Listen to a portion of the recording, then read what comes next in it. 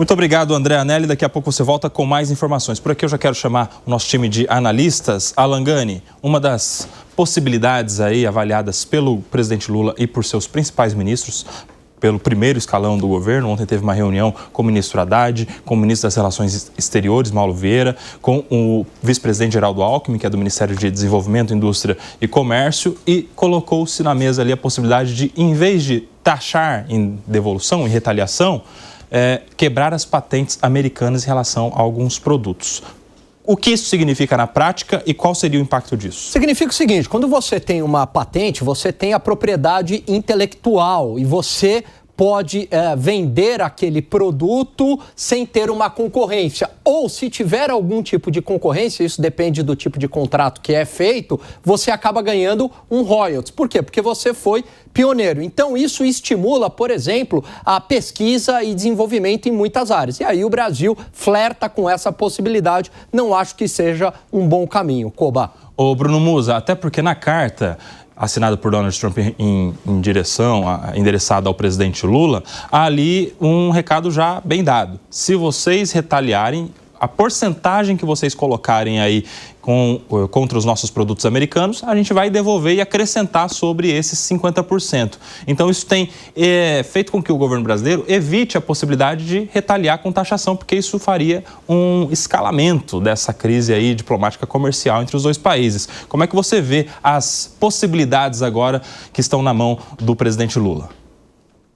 Bom, vamos lá. Se isso realmente se concretizar, afinal de contas, ao que temos de informação hoje, as tarifas passariam a ser cobradas, se assim mantiver, a partir de 1º de agosto. Então, até lá, tem aí pelo menos 20 dias para entrar nessa negociação, que eu acredito que será o caminho, tá? De qualquer maneira, se elas realmente se concretizarem, mantiverem nesses níveis, ou se o Brasil retaliar, digamos como o Lula falou hoje, que retalia em 50%, significa que as tarifas para os produtos brasileiros nos Estados Unidos, segundo a carta do Trump, iria para 100%. 50% que já existe atualmente, mais os 50% de retaliação do Brasil. E aí, basicamente, os 50% já é um nível proibitivo de comércio, os 100% mais ainda. E eu acho que o Brasil tem todo o direito se quiser retaliar, mas eu sou da linha que nós não somos páreos para brigar com os Estados Unidos. Ou seja, eu quero dizer que nós sairíamos perdendo e muito se isso escalasse e nós teríamos muito mais a perder do que o governo americano. Vale lembrar que desde o começo dos anos 2000, nós exportávamos por volta de 25% para os Estados Unidos, da nossa pauta exportadora. Hoje está mais ou menos em 12%.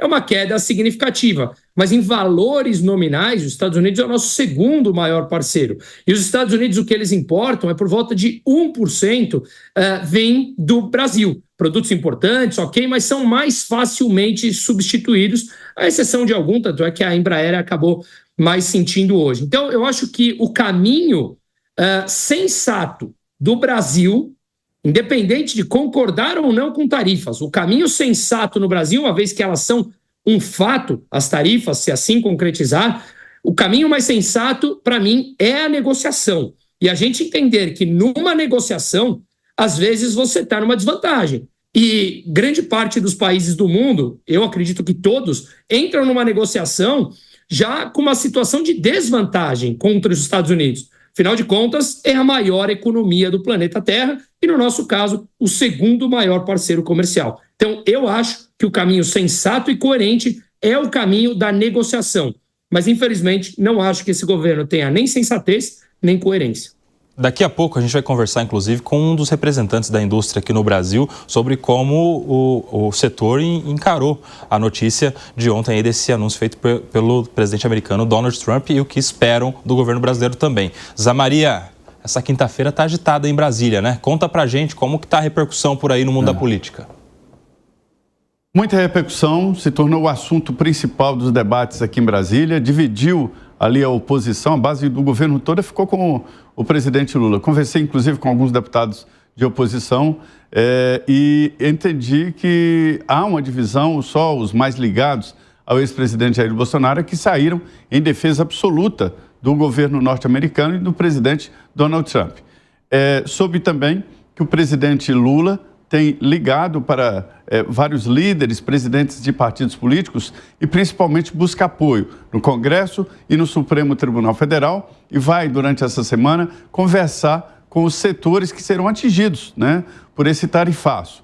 Ele foi aconselhado a não dar nenhuma declaração imediata ou decisão de governo imediata, porque afinal não é uma vigência imediata, e sim verificar se no futuro, como é que isso vai ser. Em alguns casos, o Donald Trump recua, então o governo brasileiro deve esperar o que vai acontecer e lá na frente de tomar uma decisão e já com base nessas conversas internas. Então, o presidente Lula vai falar com representantes aí dos partidos, presidentes da Câmara, Senado, Supremo Tribunal Federal e principalmente com os setores. O setor de siderurgia, né, que está fortemente atingido, o setor de petróleo, de exportação de petróleo bruto, que é o que nós exportamos, e também os setores aí de aeronaves, peças e tal, que faz parte da compra. Então, o Brasil exporta, basicamente, né, existem outras, mas basicamente exporta o petróleo bruto e importa óleo e derivados. O Brasil exporta o café não torrado e exporta também carne, uma quantidade menor, mas importa peças, medicamentos, enfim, é uma troca bastante intensa. Haverá uma conversa e depois disso é que o governo vai decidir. Mas o interessante é que o secretário de imprensa, o ministro-chefe da Secretaria de Imprensa, o Sidônio, disse que o presidente Lula não pensa em ligar para o presidente norte-americano Donald Trump. Não, seria o caso.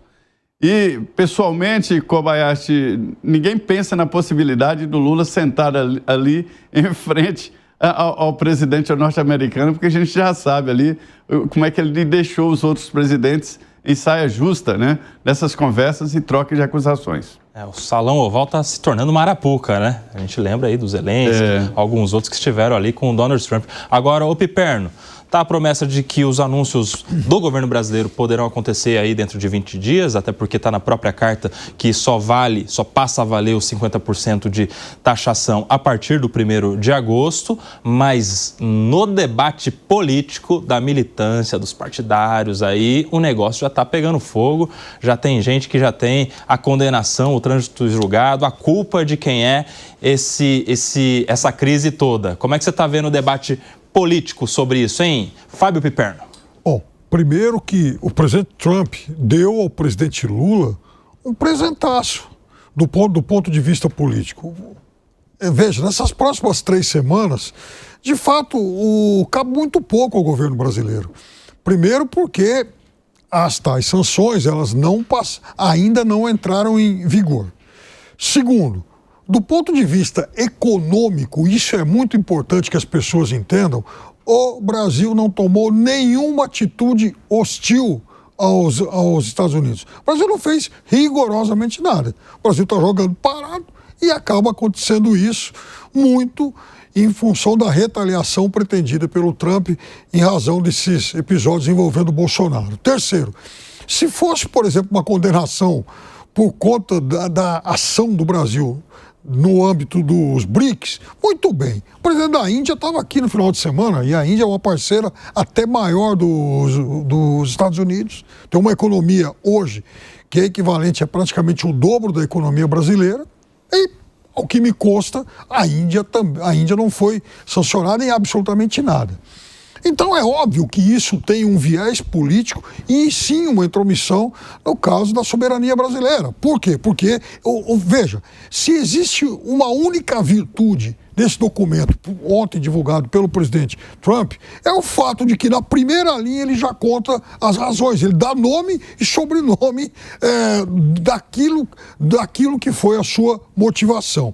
Então, por que eu disse que é um presente para o presidente Lula? Porque hoje, e aliás, desde ontem, vários setores já se insurgiram contra isso e alguns flagrantemente antipetistas. Olha, hoje, por exemplo, se pega os editoriais dos principais jornais do Brasil, Folha, o Estadão, inclusive, foi o mais agressivo de todos, né? O título é Coisa de Mafiosos. Até vou ler um trecho aqui, porque ele é realmente bastante duro.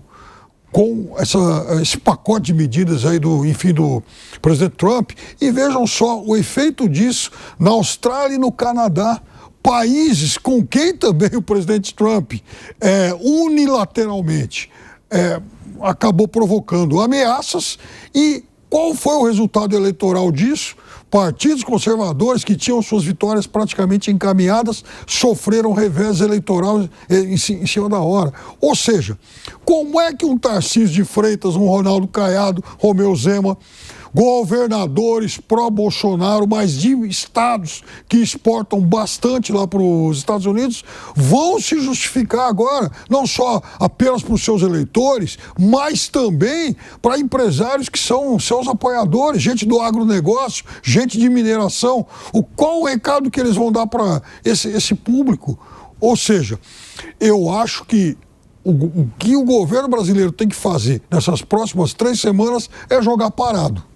Fala aí, Gani, pediu?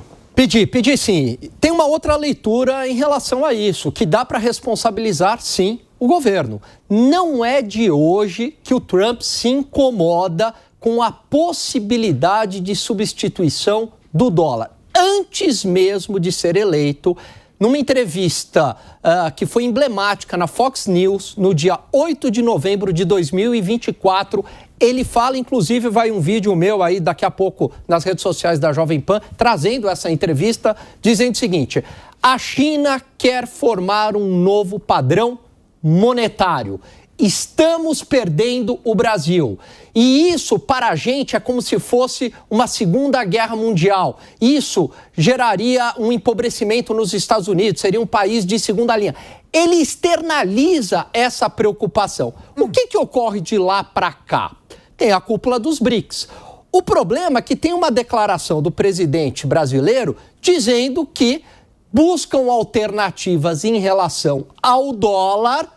E isso é um caminho sem volta. Evidentemente que isso enfureceu o Trump. E não estou entrando aqui no mérito se é bom ou não. Só estou mostrando a causa e a consequência. Portanto, você tem também alas aqui, como o próprio Tarcísio, o Piperno, dizendo o seguinte: essas declarações do atual presidente brasileiro, Koba, levaram a uma escalada da guerra tarifária. Porque, veja só, até o dia 2 de abril, no Liberation Day, o Brasil tinha sido taxado em 10%. Por que mudou de 10% para 50%? O que aconteceu neste período? A cúpula dos BRICS. E na cúpula dos BRICS, houve uma declaração que incomodou muito o Trump, que era uma declaração contra o dólar, que lá atrás ele já tinha externalizado essa preocupação. Primeiro que a cúpula dos BRICS, que inclusive tem a participação da Índia, que não foi taxada,